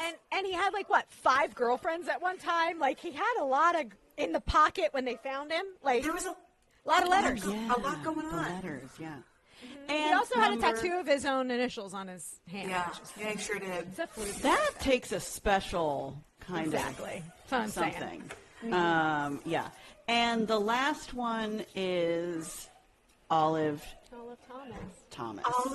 Olive Thomas. Musical theater, you know. Floozies. Olive Thomas, who, again, just deserved so much better than she got, sure but did. continues to live on as a ghost. Yes. Haunting. Talking to Yes. fellas. Even in Hey the there, afterlife. fellas. Hey there, handsome. Yeah. All right. This is Floozy a of the tough one, year. too. God. Sorry about It the really is. barking We got some good chihuahuas floozies here. also. It's okay. They're mad. They're mad about their. They didn't win. They didn't They're win. upset they didn't win Louie their and Jack were category. like, "How dare you, That's right. mother?" I want to award everyone for different reasons. I know. Oh, the Floozy of the year. I'm indecisive. Oh, so difficult. It was. This is a hard one. The Yeah. Floozy of the year Floozy of the year goes goes to to 3, 2, 1. Oh, Oh. what do we have? Oh. I can't see it, Wait. Olivia. What do you have? Nell. Nell Gwynn! Nell Gwynn! Nell Gwynn. Winner is Nell Gwynn. The original Nell Floozy. I had a hard original time. Floozy. Nell or Evelyn, but I I went know. with I was torn. So Me too. torn. Because again, original, both I Yeah. would say Nell Gwynn, classically, just, from Yeah. years alone, Nell Gwynn, the original Floozy. Literally. And then Evelyn Nesbitt setting us on the path in the last 100 or so years Right. of the crime of the century Yeah. amidst the Industrial Revolution and so much media. But Nell Gwynn, congratulations, Nell. Congrats, Nell. Way to Love you, go, Nell. Gwynn. That's Just right. Yeah. Giving us so much My so Floozy early. inspiration, you know? And That's right. inspiration. Ahead of her time. Ahead of her really. time, living right across the street from the castle, being a Floozy. Yes, and the King's Gaze was one. Was one? That was another Olivia's. Oh, Eddie. What was? One. What do you mean? O-N-E, no one, like W-O-N. She won One of what? Was one of what? That was great. Oh, my God. Well, what a... Wow, we did it, you guys. We did it. What a... Floozy Awards. Just real quick, Jen, where Yeah. can people find our playlist? Because I wanted to shout that out again. I feel like we talk about the playlist all the time, and I wanted to clarify, because now we have quite a bit. It's a banger. Quite a bit So, there. Our playlist is on Spotify, but it is actually reserved for our Patreon at the $5 level and up. So, if you would like 4 Haas avocados or 3 Haas ladies, plus a playlist of Wicked Stage Pod bangers. So good. Jen, give us just a sense of the range of things that are on the playlist currently, because I haven't looked in a minute, and I'm like, what is even on bring it here? up Because right we now. keep adding I'm gonna to bring it. it up. We We keep, keep being adding to it add it to because the playlist. add it to the playlist, and then I add it to the playlist. And then I you mean, do. we have everything from, since we were just talking about our Floozy Nell Gwynn, we have songs that are actually entitled Nell Gwynn that like she may have danced to when Hell she yeah. was doing theater. We of course have Life Upon the Wicked Stage from Showboat, Crime Obviously. of the Century. We have some Mama Rose, some 9, in the honor of our thumb. Excellent. We have a little bit of West Side Story. We have the Addams Family, Phantom of the Opera, Ragtime. We have some Sondheim with the Ballad of Booth, Oklahoma. Range, and I feel it is fun also to go back and then to listen in the context of the episode and Yes. remembering what were we unpacking when we're Right. like, add it to the list. It's real good. We have a little glamorous life at Weekend in the Country for me and Ashley from From that Little time music. Jen and I were on stage together. that one and we're time. different people. Different people. In Ashley fact- was totally miscast. but she was great. And Jen was playing an old hag, like an old hag actress at like 27. Yeah, you're like 25. And you're like, this old, washed-up woman. So washed up. She's so old. Like, she can't even be seen in public. Like, how embarrassing. It's like, this woman, this young woman whose frontal lobe is still fresh. It's still fresh, man. Wasn't even formed yet. Yeah. No, Oh my 25. God. Yeah, we even have The Adventures of Superman for George Reeves on there. The theme song. So we got a little of everything. It really is very, very good. When I need a pick-me-up, that's what I put on in the car. Is our playlist. So I just wanted to close out with just in general, like a thank you to our listeners and to specifically our Patreon subscribers of every level, but just any other thank yous we need to shout out just to cooperative partners who are quiet and or leave the house and or crawl through our space while we're recording this crazy content. So thank you to the plus ones, the unproblematic men in our lives. That's right. Thank you. Yeah. Who else am I leaving out, Olivia? No, I think that's it. And of course, to the one and only Matt Palm. We got Matt Palm. I was going to say, Matt Palm. Yeah, freshly minted Floozy Award winner. Floozy Award winner, Matt Palm. He can put that in his byline now. Floozy Award winner, Matt Palm. Matt, if you put that in your byline just once. All right, listeners. Well, until the next season, and again, we don't have dates or timing or anything, but it sounds like one way or the other. Stay tuned for our potential crossover episode for Halloween, and we'll drop more details as we know more. So excited! Yay! Okay, you floozies. And scene. Thanks for listening to this week's episode of the Wicked Stage Pod. Follow us on Instagram and check out our Patreon for more exclusive content. These deliciously wicked episodes drop every other Friday, so make sure you subscribe or follow and don't get left waiting in the wings.